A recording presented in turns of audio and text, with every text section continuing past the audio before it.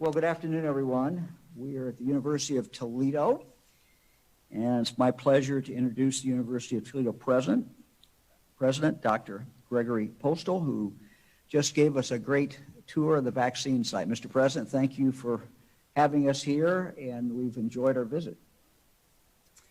Thank you, Governor. Good afternoon. On behalf of the students, faculty, and staff of the University of Toledo, it is my sincere pleasure today to welcome Governor Mike DeWine to our campus. It's also an opportunity for me to thank the governor. During my 9 months at the University of Toledo, brief but busy, I've had many opportunities to see how the governor's assistants have benefited the members of this campus community. The governor is a staunch advocate for higher education, and his support has enabled campuses throughout the state of Ohio to receive COVID stimulus funds, which for us in this past year have been essential in order to make ends meet. He has also been a visionary leader for the state of Ohio throughout the entire coronavirus pandemic, on many cases coming to our assistance to supply first much needed testing materials and now vaccines. There is clearly evidence that success is occurring as it pertains to the coronavirus pandemic. However, as we'll hear today, much work still needs to be done. Most Americans have still not been vaccinated. Coronavirus cases and hospitalizations are on the rise in many states, and including in Lucas County.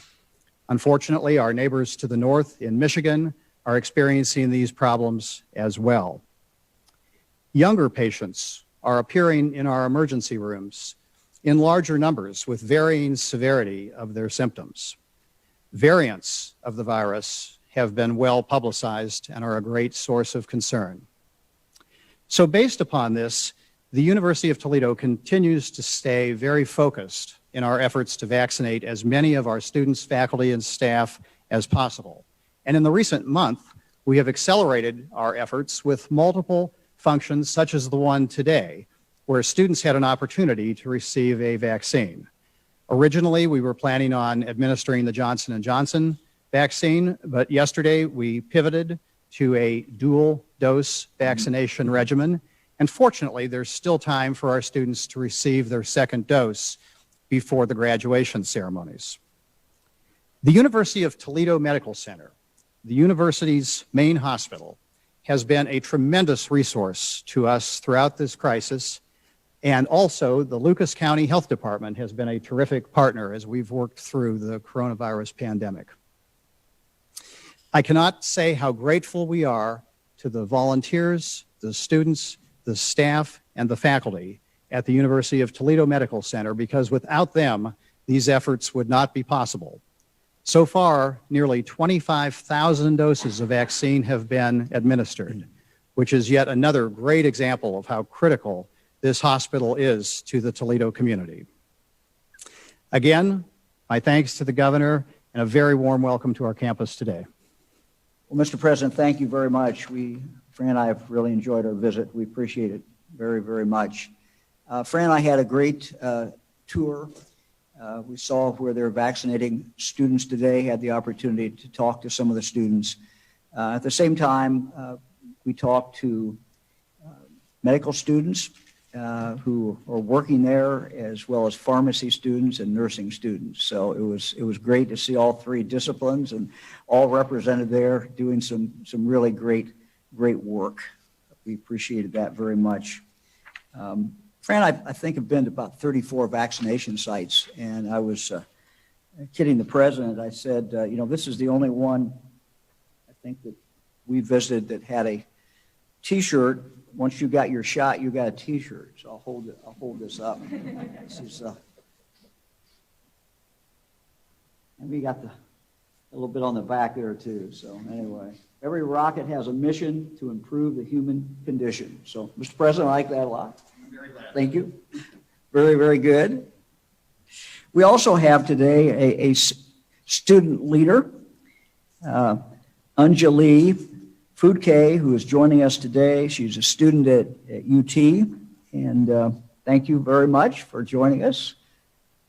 How was it today? Did you get a shot? I actually have been fortunate enough to receive the Pfizer vaccine a couple weeks ago. Couple weeks ago. Yes, I'm fully vaccinated now. That is good. So Yeah. that is good. What are you seeing hesitancy among students? What do most students feel?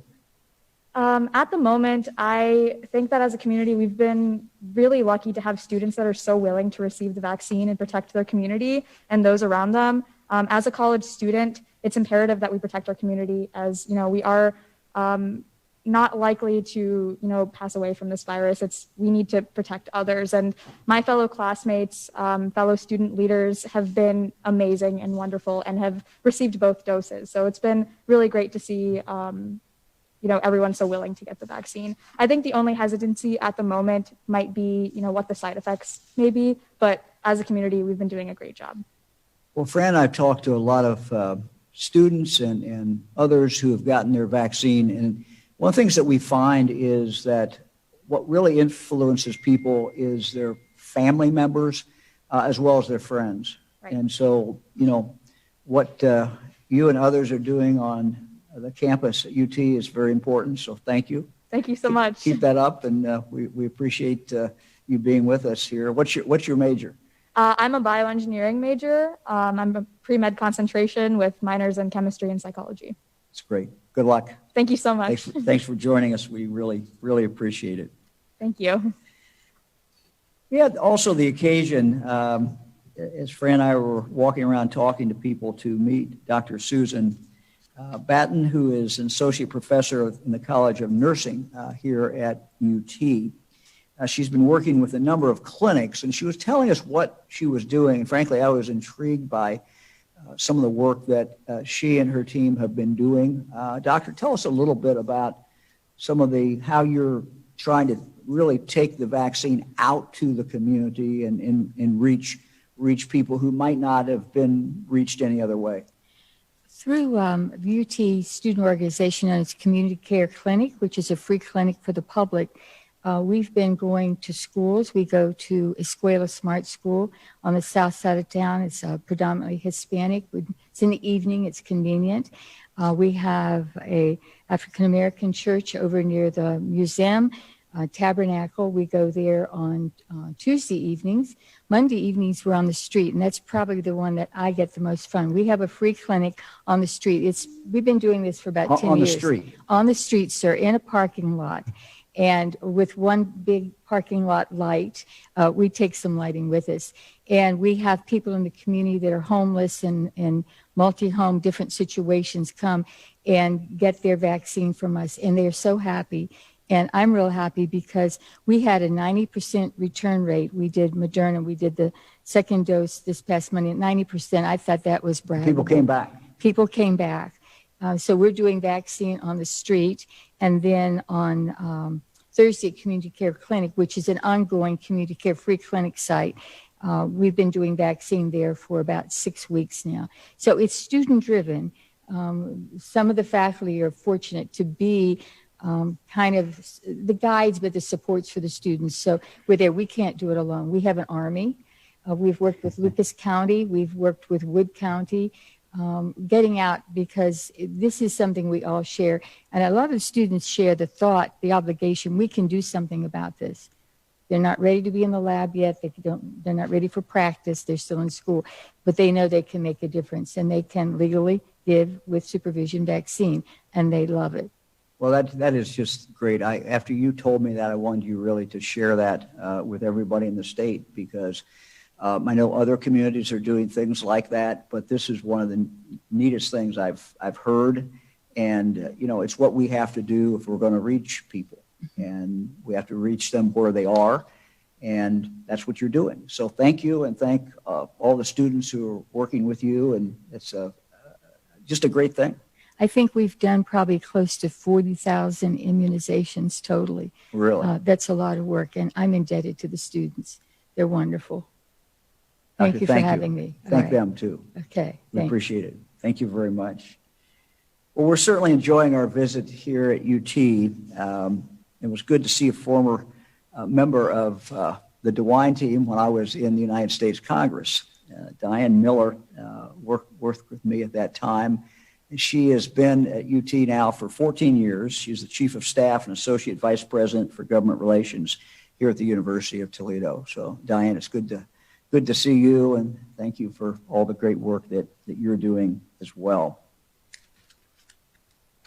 You may have noticed I have a UT tie on. I'm wearing that today, obviously, because I'm here, but it's not only to recognize the university, but also the Wear Blue campaign, which took place yesterday. Wear Blue is a statewide awareness campaign that takes place on the second Wednesday of every April to raise awareness about child abuse.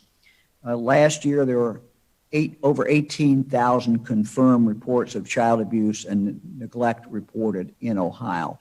But we also know that in all likelihood, there were many cases of child abuse that were not caught last year when kids were not in school. Our teachers many times are the ones who will report the child abuse, something they observe in school. So again, this is something that we need to remember. If you see signs of child abuse, please report it. Thank you. Also, April is Child Abuse Prevention Month. So this is the month, and if you suspect a child is being abused or neglected, again, please report it. Eric, let's go to today's data. And so, as we'll see, cases still up above 2,000, certainly not where we want to see them. They have gone up significantly in the last few weeks, so at a high level. Our hospitalizations were significantly above the 21-day average, and the same way with ICU admissions. Let's take a look at the next one, Eric. So our data just out yesterday, 49,000. Our Ohioans got their first dose, and one of the things that we've been seeing is more people getting their second dose than their first dose in the last week, just where we are in this vaccination process. But close to 50,000. We're now at 36.4% of Ohioans, and 4.25 million Ohioans have received their first dose. Interesting, when we break it down by age, we'll see that the older ages are still creeping up slowly, but they're still moving up, and we're starting to see, of course, some movement in the younger ages as well. If you look at what's going on in the college campuses, is certainly driving this youngest age group up. So we thank all our colleges who are doing that work. Eric, let's look at the next one. This is really the slide that we ask everyone to continue to look at. And this is the number of cases per 100,000 over a 2-week period of time. So when people say, how's our county doing, or how's my zip code doing? So look at that county number, and that's going to give you a pretty good idea of where you are. Let's look at the top 20 there, Eric. And we'll look at a slide in a moment, but Lucas, where we are right now, unfortunately, is the highest county at 341. What that means is that's about 3.5 times what the CDC says is a high incidence. So we've got the situation in Lucas County, as we have, frankly, across the state, where we're vaccinating more people. Well over a third now of the population of Ohio has been vaccinated. We're eliminating them as being carriers or being able to get it.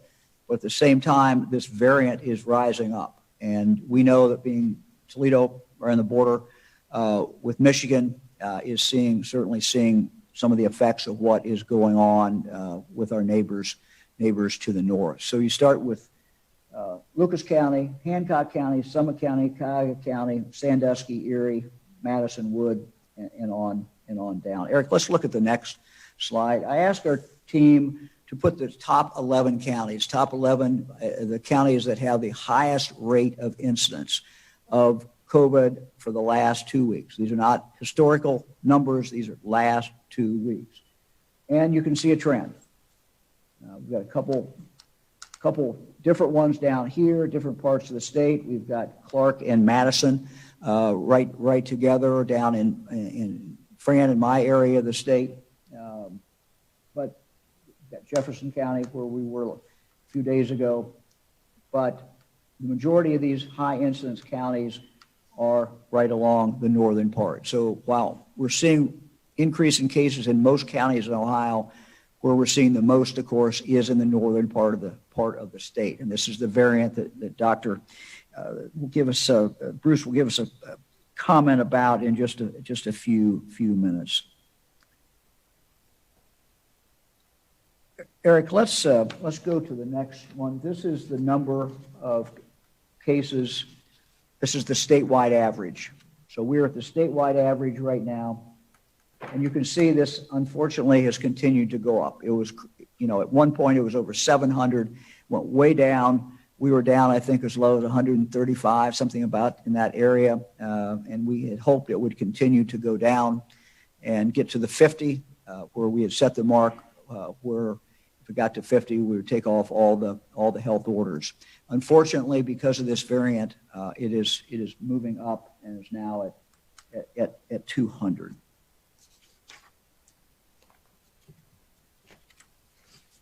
And let me just, again, do the summary in regard to the map that we had up a moment ago with the 11 counties. Those 11 counties that I referenced constitute about 1/4 of the population in the state of Ohio. So these are a significant number of people are living in these very high incidence counties. As you can see, most of them are in the northern part of the state. We know that many parts of the state are seeing increases in cases. But these are the highest, the top 11.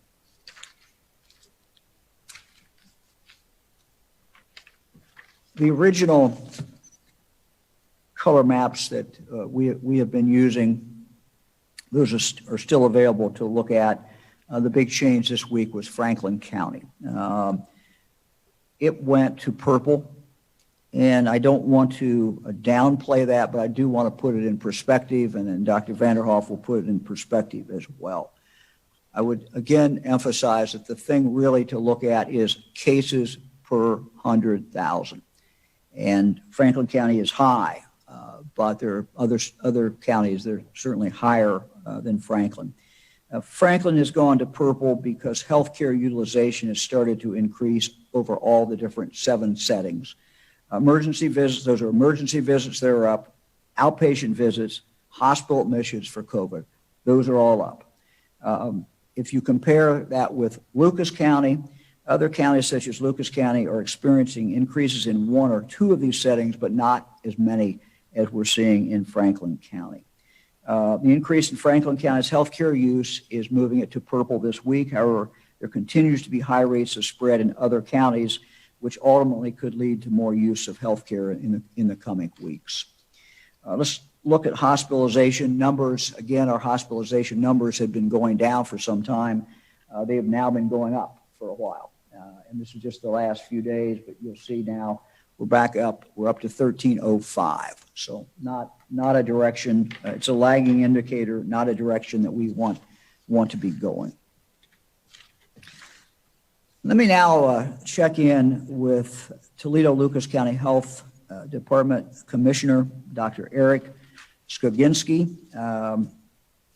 He and his team have been working exceedingly hard.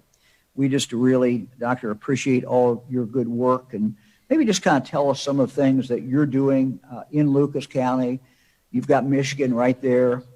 There's obviously some of this is coming down into Northwest Ohio, certainly coming down into Lucas County, but kind of give us a report and tell us a little bit about what you're seeing here and maybe some of the kind of unique things that you're doing here in Lucas County to reach more people. Governor, thank you for those kind words. And yes, we have been working hard, but when you say I or we at the health department, it really is a partnership throughout this entire community to be able to respond the way we have. If it wasn't for our elected officials and the guidance that they've been able to give us, as well as our medical partners and so many other stakeholders that have teamed up, especially University of Toledo here, just really quick, early on, they helped us out with contact tracing and then went to testing and now vaccination. So this is what we do here in Lucas County. We act as a team, we are resilient, and we respond when needed, and we have been doing that.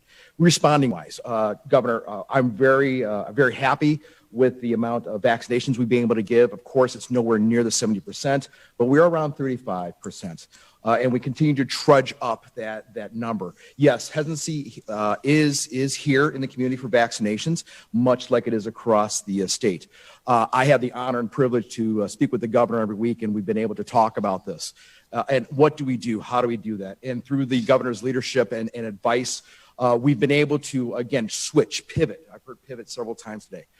We were doing mass vaccinations, Governor, at the rec center and throughout the community.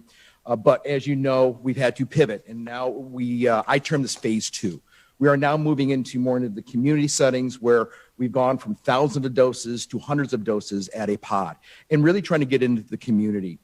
Some of the things that we're looking at doing is, again, at the mass vaccination clinic, it's very hard to do walk-ins, but at these smaller clinics, we are going to start taking walk-ins. Matter of fact, I announced today about walk-ins. We are going to try a little bit at the mass vaccination site because we figure we're going to have less numbers. So that's going to be really important to be able to get that barrier knocked down of having to get onto VMS and actually schedule your appointments. We feel that's a barrier.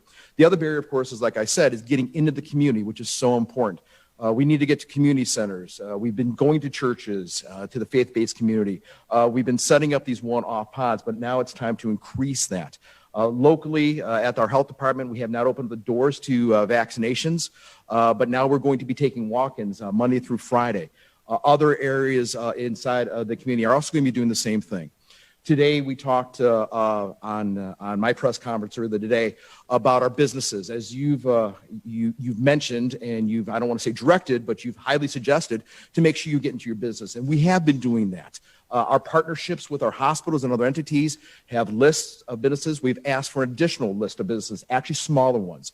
The businesses that we've been actually targeting are those larger businesses with maybe hundreds to thousands of individuals.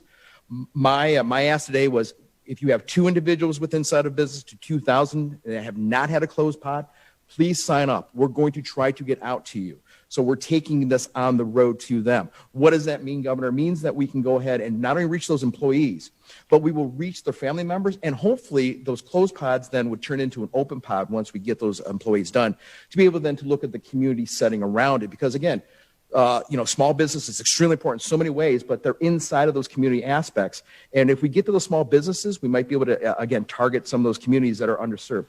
I want to talk really quickly about our equity initiatives.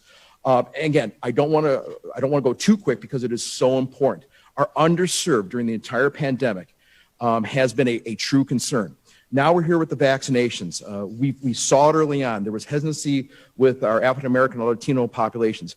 We've attempted to attack that issue as a community, not as a singularity, whether it's the health department or Mercy or Promedic or UT or St. Luke's or somebody one off. We came together as we always do, and that was so important when I mentioned that early on. This community comes together. Our partners came together, and we sat down and said, what do we do?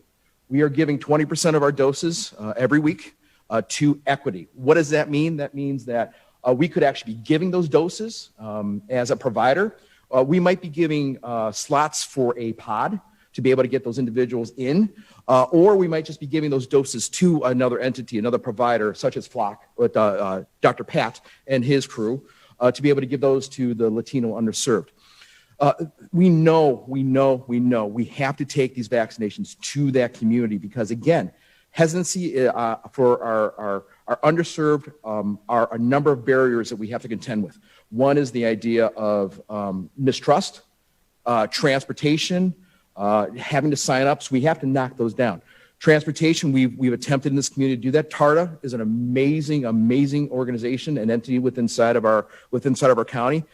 They've teamed up. They've actually have bus lines to our mass vaccination sites.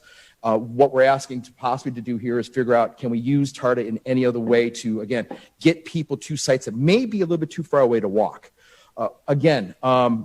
It really truly is an initiative that this community has done to be able to respond to it throughout this event. I do believe, again, I still, as I've told the community, I still believe by August we will definitely see another side of this. Unfortunately, with the variants, Governor, I am concerned for our community.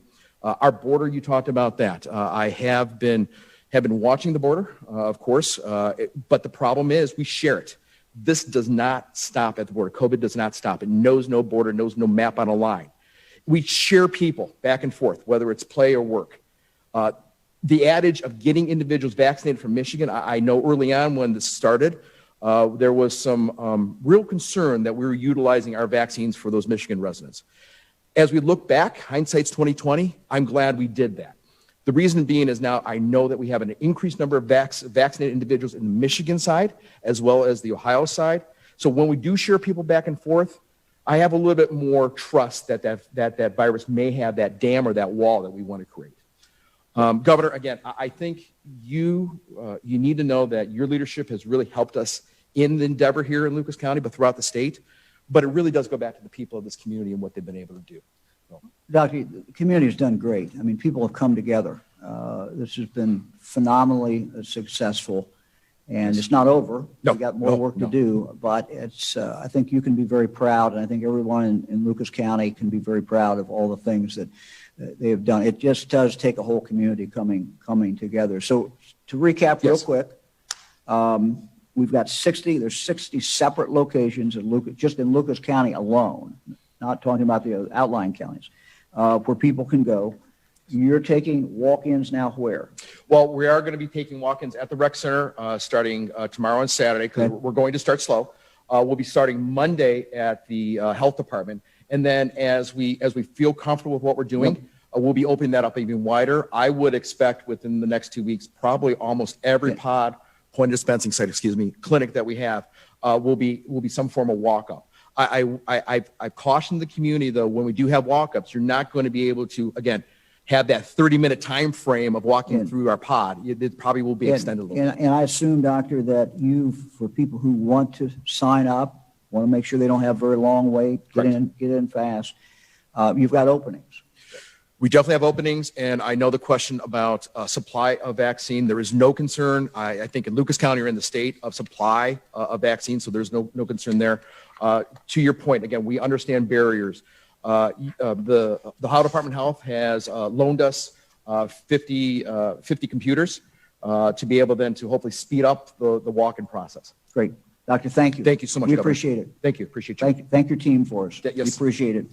I'm going to ask Dr. Vanderhoff to give us an update on Johnson & Johnson. Doctor? Thank you very much, Governor. Of course, there have been a number of developments over the course of the past 48 hours. I think we all recall that on Tuesday, the U.S. Food and Drug Administration, along with the Centers for Disease Control, recommended a pause in the use of the Johnson & Johnson vaccine to allow for a period of further study following some rare reports of an unusual blood clotting condition in 6 people in the United States following the reception of the Johnson & Johnson vaccine.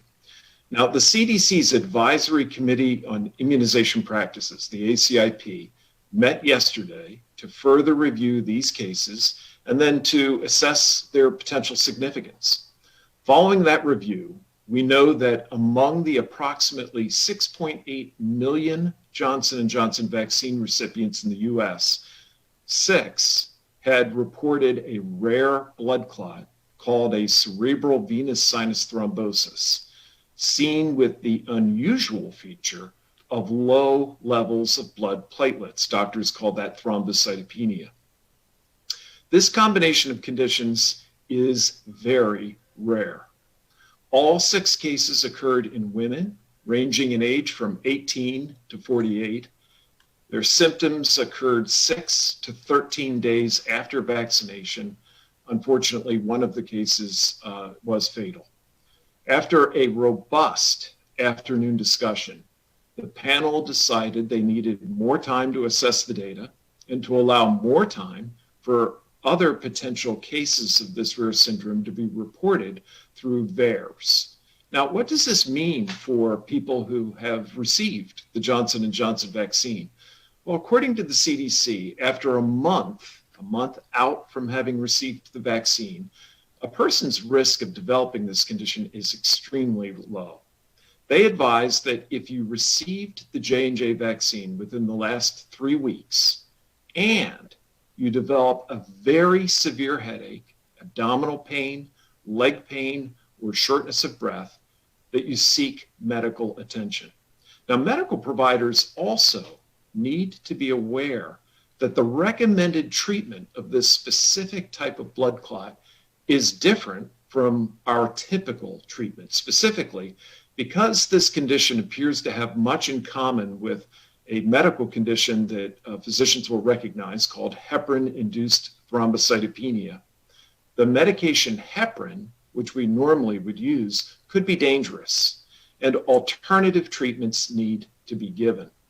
So as I've said before, the bottom line is that these cases have been extremely rare, and our nation's vaccine safety systems have responded swiftly, reliably, and transparently. And anybody who watched any portion of the ACIP meeting yesterday knows that it was very transparent. Now, while I think we've all would have liked for the ACIP to have offered definitive guidance yesterday, there's no doubt in my mind that they are taking the prudent course of waiting to gather more data before offering further guidance regarding what appears to be a very rare risk for some people who received the J&J vaccine. Thank you, Governor. Doctor, thank you very much. As the health commissioner just talked about, we're starting to see more providers who are opening up for walk-ins. We also, have, you're seeing across the state, now we have 1,500 providers, 1,500 different places where you could get the vaccine, and we're seeing more availability. That's a natural consequence of 35% of us already being vaccinated and still dosage coming into the state of Ohio. So we would just encourage everyone, if they have had trouble getting the vaccine before, now is the time to get in there, either go online, make a phone call, or if they rather just walk up, they can do that. Those are opportunities. Just to give you an example, Summit County walk-in appointments are now available at the Summit County Max vaccination site at the fairgrounds. Franklin County health officials told us just this morning they have appointments available next week. They're also taking walk-ups. Hamilton County public health officials at their clinic at the Board of Elections were setting aside a portion of their doses for walk-up patients as well. We are also, as we've said, in a really a different phase of this. And so we're asking our health departments and other providers to work with businesses to go into their places of business and help vaccinate. We're seeing that in high schools, and we're seeing that, of course, in colleges as well. This is all just very important if we're going to continue to get shots in arms and push this virus down. Let me talk for a moment about the Wolstein mass vaccination site. Give you a little update. We are partnering with FEMA and Metro Health to offer first doses of the Pfizer vaccine beginning tomorrow at a Wolstein Center satellite clinic, Northfield Road in Maple Heights. So this is in Maple Heights. They will also be a great opportunity for parents who are looking for locations outside of school to get their kids vaccinated. The Maple Heights Clinic is open to anyone 16 years of age and older and will operate Friday and Saturday from 7 a.m. until 6 p.m. There are many appointments available right now. To schedule an appointment there or other places, go to gettheshot.coronavirus.ohio.gov and type in, if you want to go to Maple Heights, type in Maple Heights in the search bar to see available appointments. You can also call 833-427-5634. That's 833-427-5634. The Ohio Department of Health's call center will help you as well.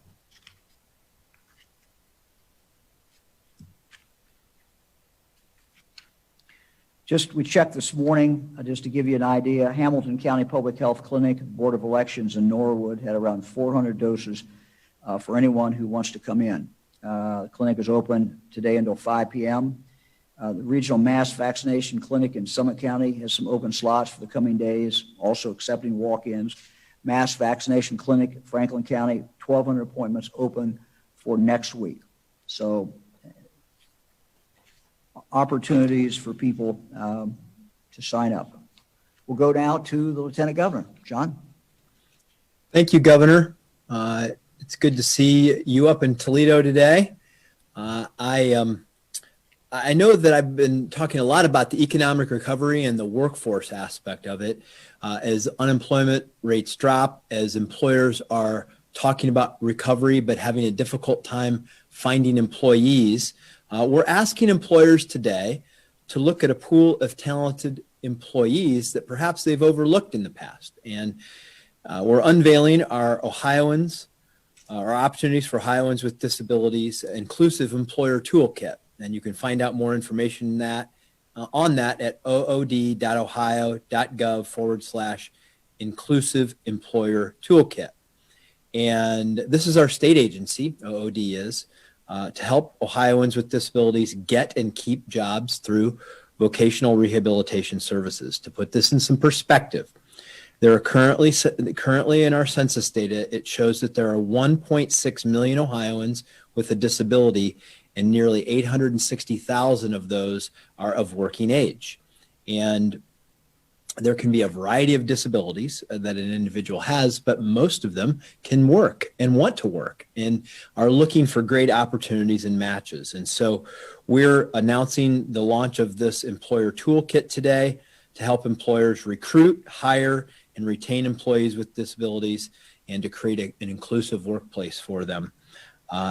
This is a great tool. I know every business that I've talked with that's really engaged at hiring Ohioans with disabilities has talked to me about what a great experience it has been for them, how it's improved the morale of everybody in the workplace. The toolkit, though, specifically includes building a business case for this and how your company can benefit from hiring people with disabilities, making sure your workplace is inclusive for everyone, which oftentimes includes some understanding, education, and awareness, recruiting, hiring, and supporting employees and how to support them so that they're successful, workplace accommodations, and how you can make small changes that help create the flexibility that you need to making these relationships work.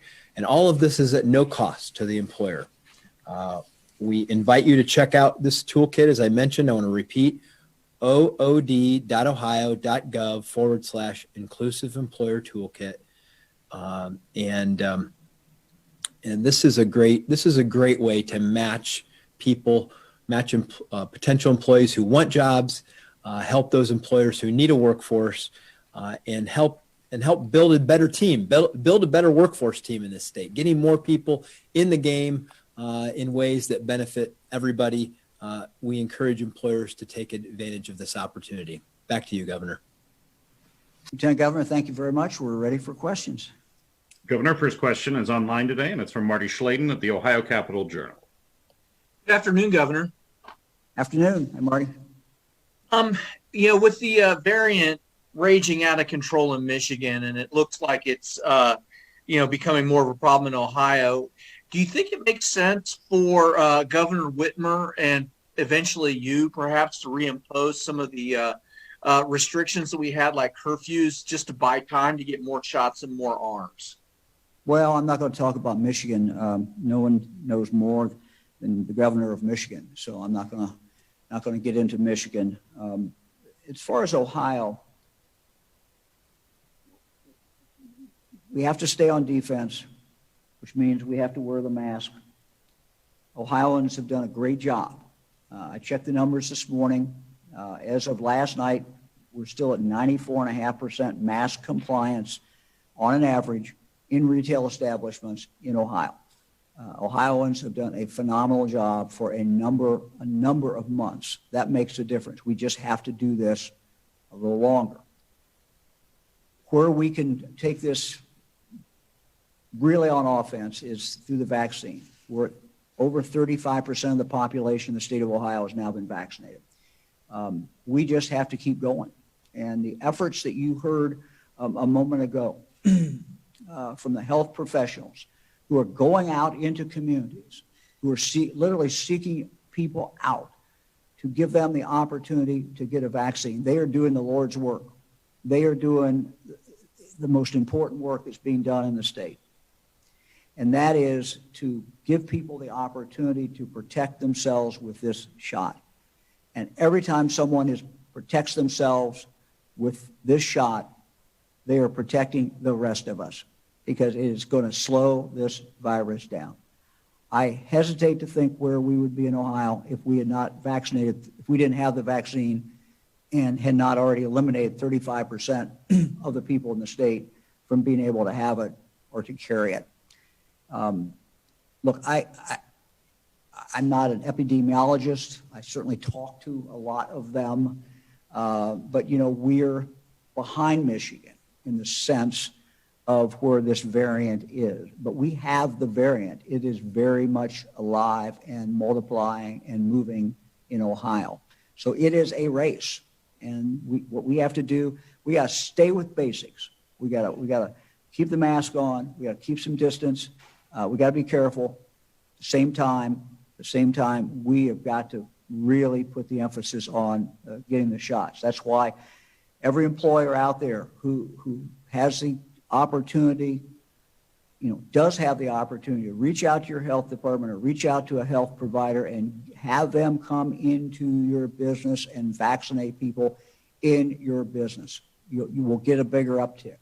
What UT is doing, had a message from the president of Miami University. They're kicking back in on the vaccine, and other universities around the state, what they're doing in reaching students who might have gone back home after they got out of school in May and may have been a while before they get the vaccine. Getting that vaccine now, that's very important. So all these things coming together, we are in a battle, and we got to win. But the way we do it is the mask and to keep vaccinating people in the state of Ohio. Next question is from on-site at UT, and it's from Melissa Veitch at WTVG in Toledo.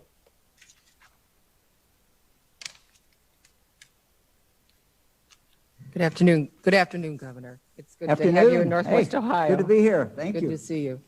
We were all excited when you got on television and said when we get down to 50 cases per 100,000, we'd be able to get back to normal. And it seems like we're moving in the wrong direction.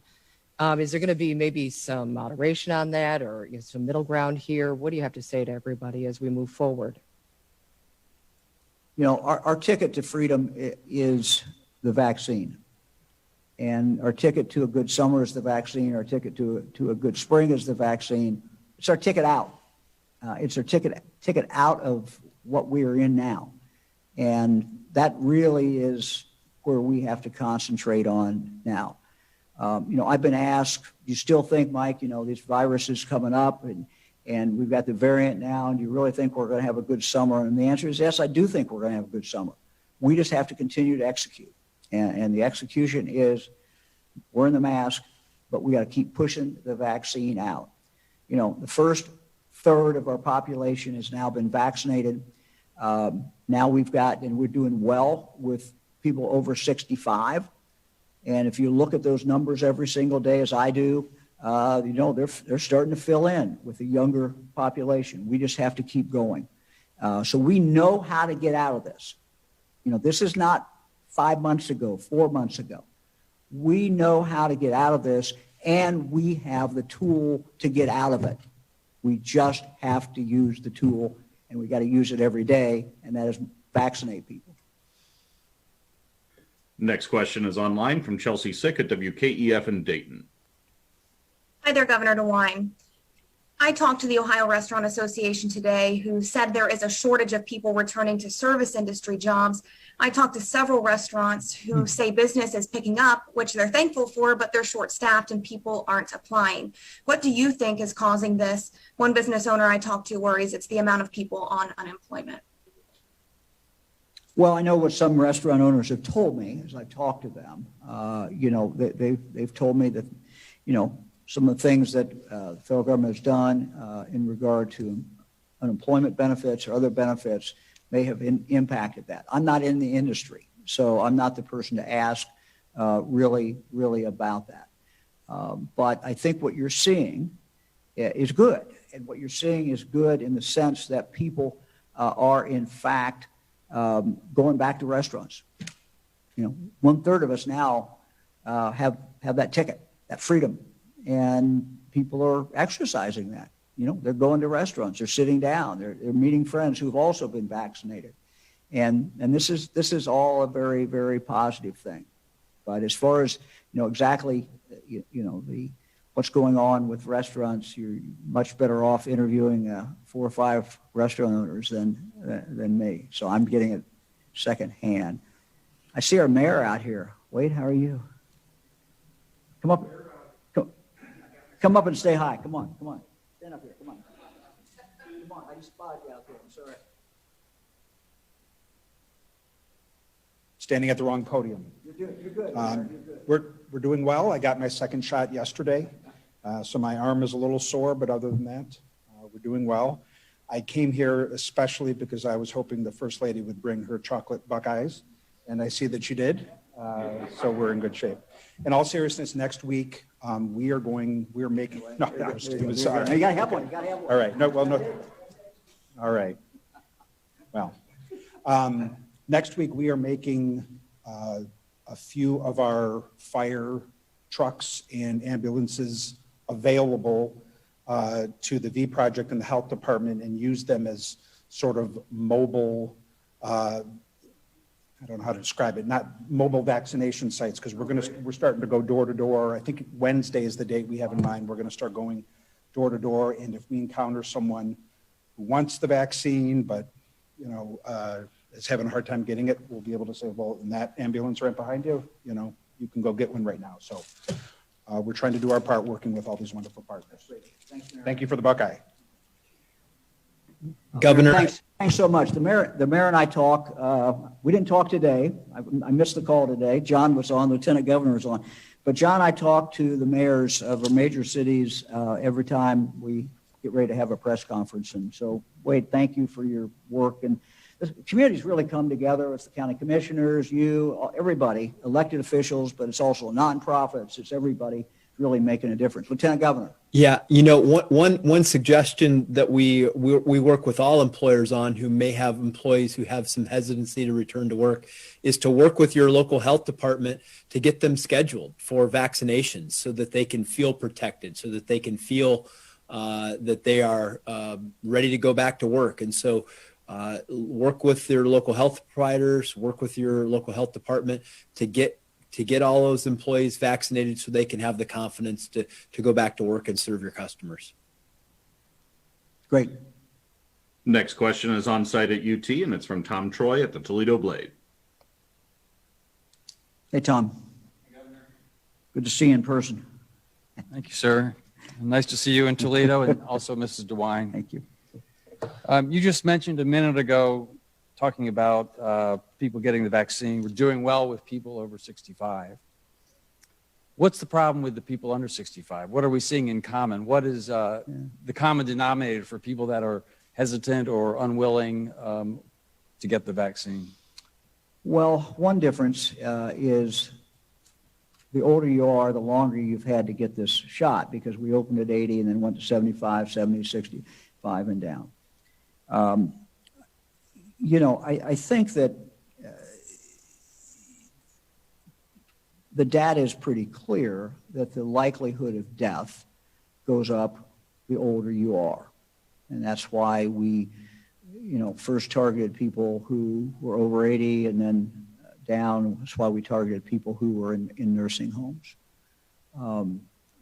But the reality is that anybody can get it.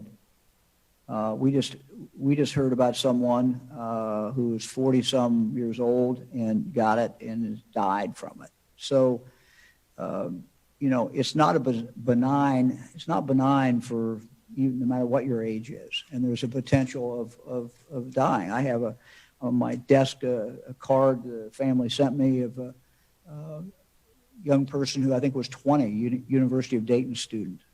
So it can strike and have horrible, horrible consequences for anybody's age.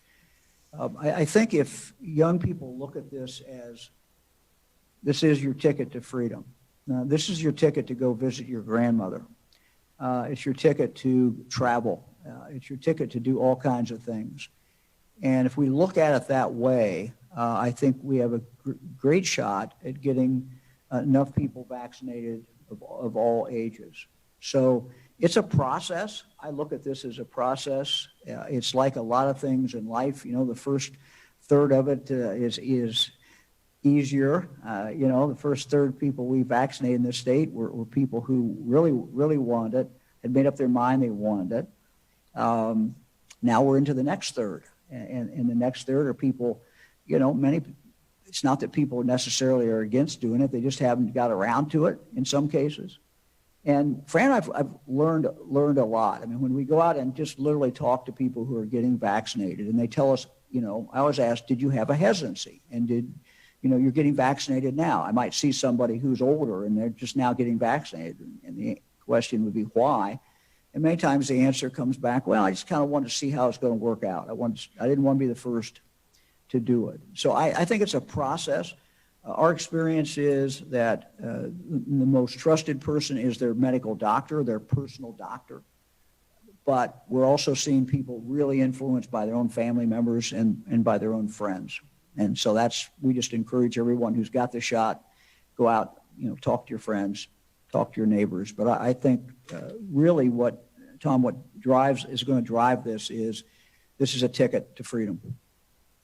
This vaccine is a ticket to freedom. Next question online is from Alexis Moberger at WSYX in Columbus. Hi, Governor. Now that Franklin County has gone to a purple level, will we see any more restrictions, a possible curfew, anything to follow? We certainly do not intend to do anything in regard to the schools or anything else. What I think people should look at is the case numbers. And while Franklin County is certainly not low, it's not the highest. I think people should look at those case numbers. And, you know, what we're seeing in Franklin County is we're seeing in many, many, many other counties in Ohio. And that is a strong variant, a variant that is multiplying very quickly, a variant that is more contagious than what we have seen in the past. So we have this dichotomy, really, of a lot of people in Franklin County are now vaccinated. A lot of people aren't going to spread it. A lot of people aren't going to get it. We're making it harder and harder for this variant to multiply. But at the same time, it's so powerful that it is multiplying. So we know what we have to do in Franklin County. We know what we have to do across the state, whether it's Lucas County or Wood County, wherever it is. And that's, we got to keep getting vaccinated. And we got to do it at a fast rate. And so, you know, God bless all the healthcare workers and all the volunteers and all the people who are literally taking this vaccine to people. This is precious. It saves lives, and it's how we get out of this. Governor, if I could add one thing to that, I know when I looked at the numbers this morning, I saw Franklin County had gone purple. It made me grateful that we made the decision way back when to vaccinate all the teachers and the school personnel, because we protected them, and now there doesn't need to be a change of strategy there, because those the people that work there are protected, and it can be managed because of that. Yeah, and I would just say, you know, if you have a child who's 16 or over, time to get the child vaccinated. It's really time to do it. We're trying to make it available in schools in some places, but there's slots out there, and all you have to do is find the Pfizer.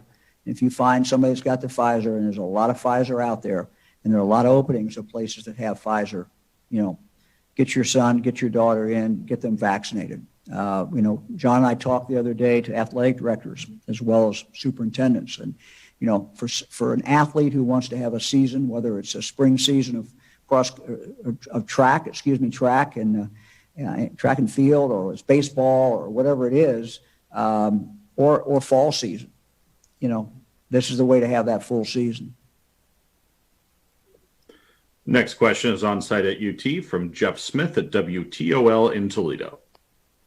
Hey, Jeff.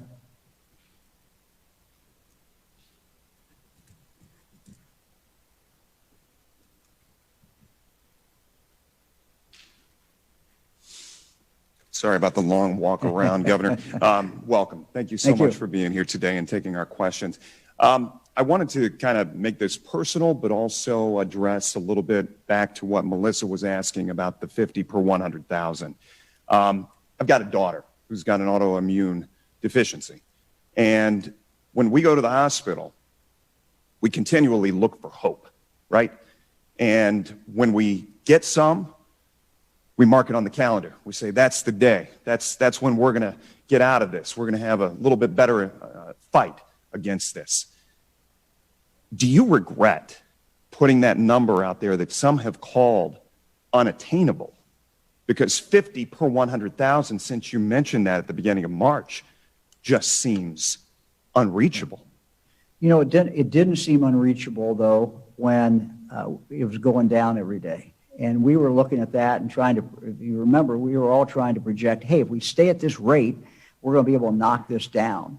But I'm going to let Dr. Vanderhoff answer the question, because the question is, that's unattainable? And I will say, no, it's not unattainable, certainly. And it's not unattainable because we have the shots. We have the vaccine. And at some point, that weight of that vaccinations will overtake this virus that is moving upward. When that is, I can't tell you. Dr. Vanderhoff. Governor, I think you answered it very, very well. And as we're thinking about, all right, what might be that beacon of hope? What might be that thing that we can focus on as an indication that we're getting there? I think the governor also pointed in that direction, and it's vaccination. Vaccination, as he said, is our path out. It is our ticket to freedom from this pandemic and this virus. So as we watch those vaccination numbers rise, and now today we see first vaccinations, and it looked to me like 35, 36% of arms. That's very encouraging. That's very impressive. And we know from looking at other parts of the world who have contended with this variant that as their vaccination levels rose, even the variant was put at bay. And so you can look at places right now like Israel, which is surrounded by high concentrations of variant, and yet in that country with very high vaccination rates, it's pretty much business as usual. They've gone back to pre-pandemic behaviors and are having no trouble. If you look at the UK, which was frankly devastated by the B117 variant, they're finding themselves now being able to lift a lot of restrictions, get back to normal, and it's all because of vaccination. We have hope, and the hope is the vaccine. Imagine if we did not have the vaccine, what would we be saying today? And anybody would say, well, what's the hope? And we would have to, I don't know what our answer would be. But we have hope, and the hope is the vaccine. And it's a very, very effective vaccine. It works. We just got to keep punching away at this. Next question online is from Joe Ingles at Ohio Public Radio and Television. Hello, Governor. Hey, Joe. Hi. I wanted to ask you, today in the Wall Street Journal, there was a story about people who are getting breakthrough cases of COVID. That meaning that they've had the vaccine and yet they still get COVID that even requires hospitalization. Is Ohio tracking breakthrough cases of COVID? If you aren't, why not? If you are, do you think that that will lead people to believe that they should get the vaccine? What do you expect to come of that?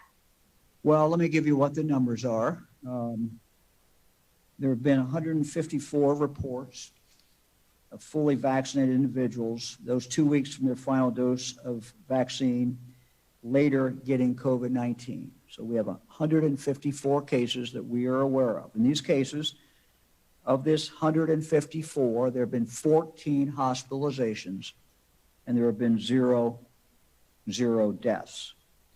The age range of that group has been from 19 to 98. The median age has been 62. Dr. Vanderhoff, you have anything to add to that? Yes, Governor. So if we look at those numbers, they should be incredibly encouraging to us. 154 is less than 1%. We, from the beginning, were thrilled because these vaccines appeared to be about 95% effective. Well, they're proving to be more effective than that in the real world, remembering that no vaccine is ever going to be 100% effective for a whole variety of reasons. And as we look at these cases, they fall into a time frame very often where, I mean, it could be a simple matter of, you know, we recognize it takes 4 to 6 weeks from the first vaccine until a person is fully protected. So you wrap this all up, and as a vaccine recipient or as someone who is thinking about getting the vaccine, I think you have to look at this and say, these vaccines are just impressive. Next question on site at UT is from Brian Steinmetz at WNWO in Toledo. Hey, Brian. Governor DeWine, Mr. DeWine, thank you for being here. It's a pleasure. With the existing hesitancy to get the vaccine and the growing concerns with the Johnson & Johnson vaccine, how concerned are you that will add to the hesitancy in the area? I know it's across the state. Well, that's a good question. And I don't think we know for sure. Certainly the stories connected with Johnson & Johnson and what the federal government has done has not helped people's confidence. But I think, you know, as Dr. Vanderhoff says, this is a very transparent process. It should give people confidence that there is a process in place. And only based upon what I'm reading, same thing everybody is reading, you know, you're talking about, you know, less than 1 case per million vaccinations. And I'm not the doctor, or the statistician, but if you look at some of the articles that have been written, and some of the experts have talked about risk, and you know, there's a lot of things that we do that are a lot higher risk than 1 in 1 million. So I'm not making light of it. I think, you know, they're going through the process. They need to go through and do what the experts do. But I think in the end, you know, people will have confidence in the system, and we'll move forward. You know, we are still seeing, you know, a lot of people vaccinated yesterday. It wasn't with Johnson & Johnson, but it was the 2 others. And I think that people, you know, when they weigh whatever small risk there might be connected with the vaccine, it pales in comparison to trying to do battle with a virus that has been morphed into something that is much more contagious than even was before. So, you know, it is dangerous out there. And getting the vaccine is really the way that we get our freedom. And I think in the end, you know, that will weigh heavily on people. People, you know, Ohioans are pragmatic and they're rational. And they try to weigh things out. And I think when they weigh things out, it's going to be clear, it's already been clear to over, you know, a third of us, that they should be vaccinated. Next question is from Laura Hancock at cleveland.com. On Tuesday, one of the medical experts said that the vaccine demand among people who are younger, like age 40 below, is decreasing compared to older Ohioans. If that's the case and you have no plans to create a vaccine passport, how are we ever going to get over this? What actions can the state take if a significant portion doesn't want it? Well, I'll go back to what I said a moment ago, maybe explain it a little bit more, but people are rational people. And, you know, people are making decisions every day about getting vaccines. You know, Fran and I just met as we walked around and we talked to students, late teens, early 20s, who are getting vaccinated today. They didn't have to get vaccinated today. They're getting vaccinated today. And when you talk to them, you know, they will explain why. And there's a rational basis for why, you know, they are getting vaccinated. You know, they want to see their grandmother. They want to do this, they want to travel, they want to go to a restaurant, they want to go to a bar, they want to feel confident, they want to have that confidence level. And so that's what's happening. And people are making choices, rational choices. And they're trying to say, okay, if I get this, compare whatever the risk is versus what the risk is of not being vaccinated and not being covered and going out into the public. And I think that, again, we are still seeing people die. We are still seeing people get very sick. We're seeing young people get sick. So, these are rational decisions that people are making. In our nursing homes, we are saying to people who work in the nursing homes, if you're vaccinated, it will be one level of testing. If you're not vaccinated, it will be a more stringent level of testing.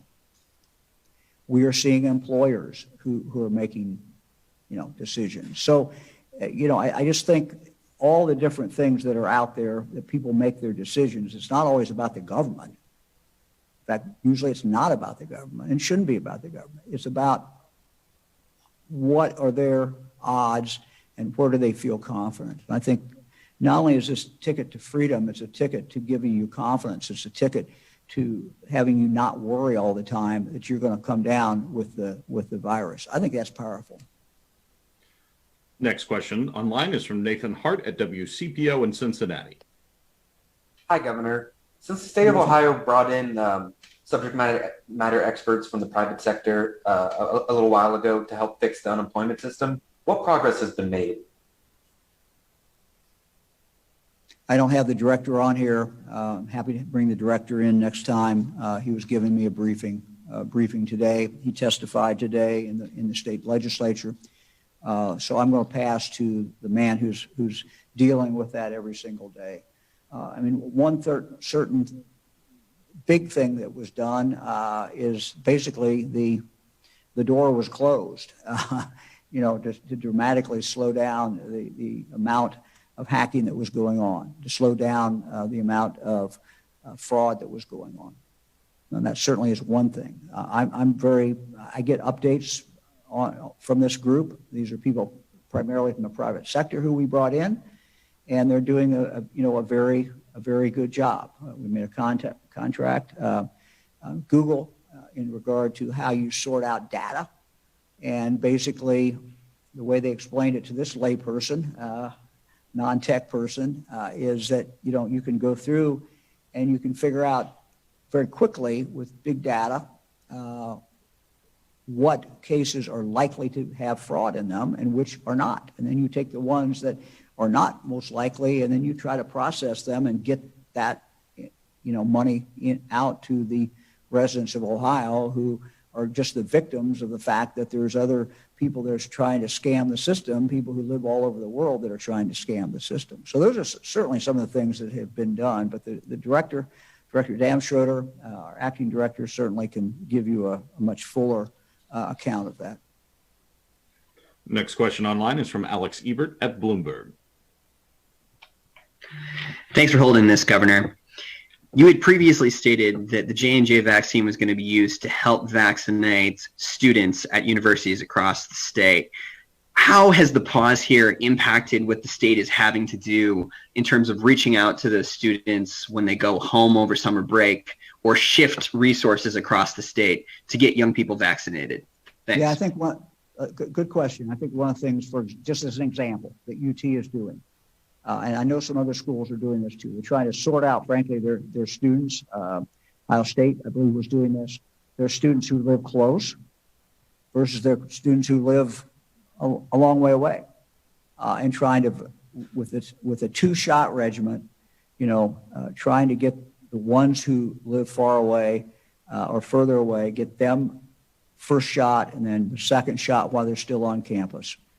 For those who live close, and still try to get that first shot while they're on campus, but maybe a week later, and then they will have to come back to get that second shot. And look, we encourage every student, everybody, who gets the first shot to get the second shot. That's the protocol. That's what people should do. We encourage them to do that. We also know for those who, for whatever reason, it doesn't happen, they don't get it done when they should, that first shot is still pretty powerful. So, you know, schools are adjusting. We have adjusted some schools that were, you know, had the J&J. We've been able to move over some Moderna in some cases, or Pfizer in other cases. So there's been a lot of shifting around, you know, in this past week. And then just while I'm thinking of it, you know, we made a significant decision. Every week's a different stage. And so one of the things that we are doing this week, when we tell the federal government where to ship it, we have a lot of primary care physicians who for the first time are going to be getting the vaccine. And what we believe that's going to do, nobody knows their patients better than the primary care physicians. And they're going to be able to reach out directly to their patients. And some patients, you know, may only trust that primary care physician. But when that primary care physician reaches out to them, they may be much more likely to get the vaccine than if they had to go to a mass vaccination site or if they had to go someplace that they're not familiar with going.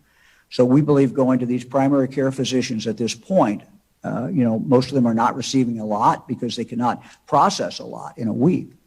But we're going to monitor that. We're going to see how that works. But we have a lot of primary care physicians. I don't have the number here, but a lot of them will be getting that vaccine this coming week, beginning Sunday, Monday.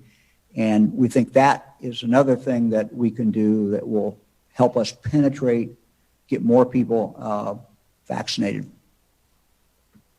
Next question online is from Jesse Balmert at the Cincinnati Enquirer.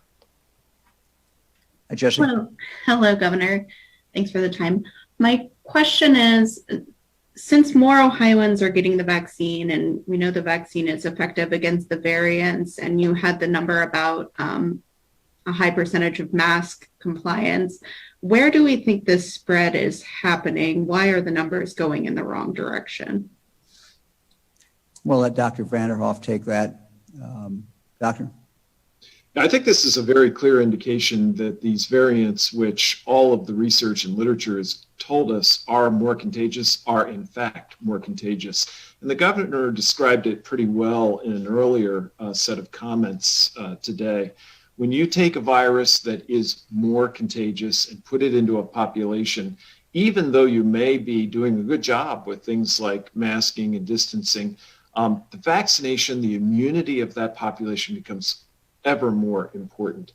Candidly, I and many other physicians and people in the medical field are absolutely confident that were it not for the levels of vaccination that we enjoy today, the variants at the levels we're seeing them across the country, I think would be wreaking absolute havoc.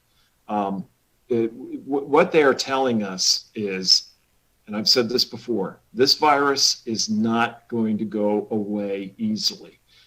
To get it behind us, we have got to get our collective immunity up to where it needs to go. One more thing I'd add is that as we think about the younger populations, while it is certainly true that this virus continues to be more of a threat as we get older, it is not benign. We shared at a previous press conference the cases of MIS-C, the multi-inflammatory syndrome in children. Now, those numbers are not high numbers, but for the kids who are impacted, it's devastating. We've got the long haulers, and we have instances of people with persistent symptoms of all ages infected by this virus. So vaccine, vaccine, vaccine. Thank you, Doctor. Next question online is from Josh Rotenberg at Spectrum News. Hey, Governor. Hi, Josh. It's a two-part question for you. First, certain people have asked about the 50 cases per 100,000 metric, but just wanted to get definitively, you're not going to move off of that metric, are you?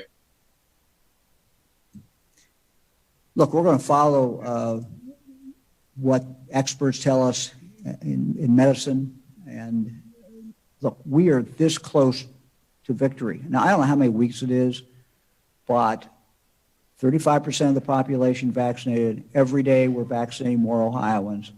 That's how we get out of this. So, no, I'm not going to change that number, but I truly believe that, we are going to be able to crowd this virus out. Maybe not totally out, but crowd it down. And, it's like, I guess I would make the analogy to fire. If it doesn't have fuel, it's not going to spread. And so we've already eliminated 35% of the people who can't be hosts for it, can't spread it. And so you just continue to eliminate more and more people. I truly believe at some point that weight of those numbers of people who have been vaccinated will overcome this raging virus. The second question is I've had some in the community come up to me and ask, when you implemented the curfew, the beginning and end of it was tied to rising hospitalization numbers and hoping that they would go down, but it seems like the mask mandate and other restrictions are tied to this case rate. Why are these restrictions not tied to hospitalizations like the curfew versus the masks or versus the cases?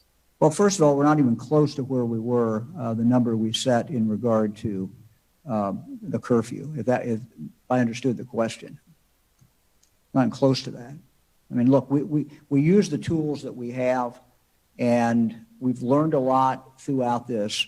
And one of the things that we've learned is the power of the mask. We're all sick of masks. I get it. Even this beautiful one that says UT on it. People are tired of wearing them.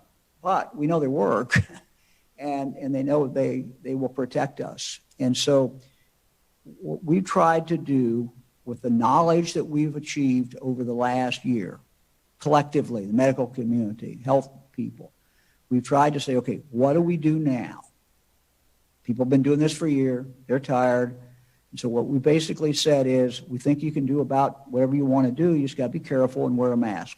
And if you do that, and at the same time, now that we have the vaccine, the power of the vaccine, the power of this vaccine it's our ticket out. It's going to get us there. It's going to get us home. And so it's a different situation today. We now have that vaccine, and we know the power of the mask. And so we're going to concentrate on those two things that make the biggest difference. Next question online is from Kevin Landers at WBNS in Columbus. Hello, Governor. Hey, Kevin. What can the state do to make the vaccine more accessible if that is our ticket out? And what assurances do you have from Pfizer and Moderna about how much more the state will need to meet the demand? Well, we're getting in this coming week, over 400,000 doses. It's not as many as we got because you're taking out the Johnson & Johnson. And you're taking out from the federal pharmacies, and you're also taking it out from what we were getting. So, but in spite of that, we're still getting over 400,000 doses. And in regard to what else the state can do, we're very open to ideas and suggestions. But the most powerful thing in this fight is what local communities are doing. We're empowering them to do it, but they're the ones who are doing it. So like the mayor talked about, it's like the doctor talked about, going out into that community. How do we reach more people? Every day, people in the community thinking, okay, how do we reach people who, for whatever reason, have not gotten it, have not been able to get it, haven't had the inclination? And, you're seeing us, Kevin, evolve. It was one thing when we had a small amount of vaccine, a lot of demand, goal to get out just as quickly as we can. We've gone to, a lot of sites. We always had a lot of sites. We started with 700 or some sites. Now we're up to 1,500 sites. But the action is in the community. And when a health department or Somebody was telling us, hey, if we had more vaccine, we could reach the Hispanic population over here. We can reach this population here. We can reach that population here. We can go into schools.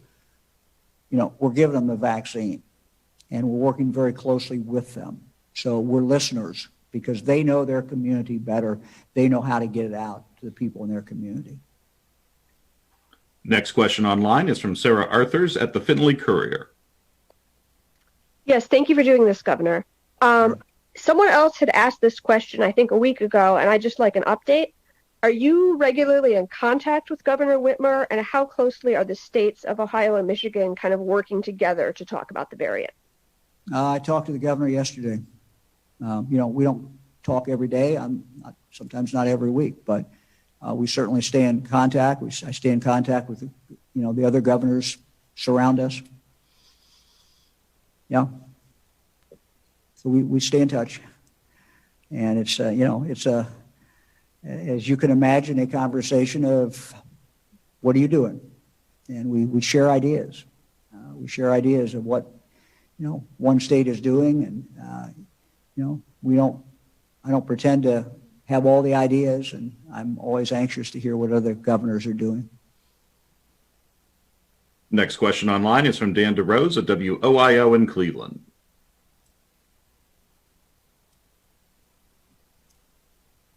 Hey, Dan.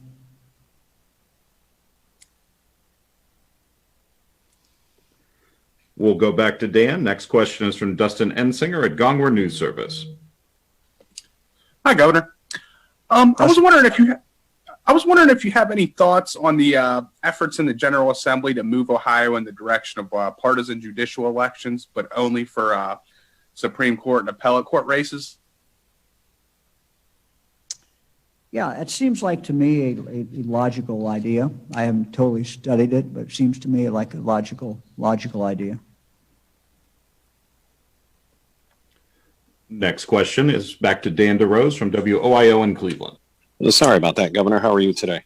I'm well, sir. And we're keeping our eye on the Wolstein Center up here and the Johnson & Johnson situation. Is it your understanding when you heard from the White House yesterday and they told you this pause would be days, maybe weeks, is there still a hope that for April 27th that the Johnson & Johnson will be at the Wolstein Center, or are you starting to work on a plan B? Well, we're frankly working on a plan B and a C and a D, and I don't have anything to announce today, but we'll be back when we know something. But yeah, we're looking at the different alternatives, looking to see what we can do. If that, what they announced yesterday puts us on a time frame, but the federal government wants to know before that time frame is over which way we want to go. So we're kind of trying to balance that. Next question is from Luis Gill at Ohio Latino Television. Luis. Hello, Governor. Can you hear me? I can hear you well. Thank you. Thank you, Governor. I had a question for for the Lieutenant Governor, but I guess he's missing. Is the First Lady available for a question? I don't know whether he's still with us. Is he? Lieutenant Governor is, so go right ahead. No. I'm available for a question. Lieutenant Governor is not. So. Is the First Lady available for a question? Oh, I'm sorry. I didn't hear. Yes. Are you available?